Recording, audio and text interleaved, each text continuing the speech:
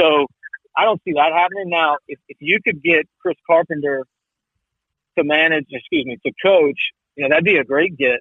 Carp has some really interesting traits. We saw what he did on the field. Obviously you saw what he did in 11 in the World Series and had a great career prior to that. But just a leader in every sense of the word. Players gravitated toward him. When he spoke, people listened. He's kind of got that commanding personality.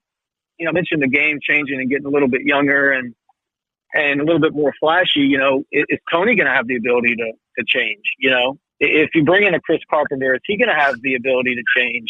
Because it's not what it was 5, 10, 15, 20 years ago, as far as the players expressing themselves differently and the unwritten rules are starting to be erased, as we've all seen. So I think there's going to have to be some give and take on both sides in order for this marriage to work. But I do think it's a phenomenal hire. Anytime you can bring on Tony LaRussa, I think you got to do it. Y'all, honestly, I've said this before in a few interviews talking about this. He's the greatest baseball mind I've ever been around, and I mentioned some pretty good ones. And it's taken nothing away from the guys I played for because they're all phenomenal managers, but he just was excellent in a lot of areas. That's really interesting. One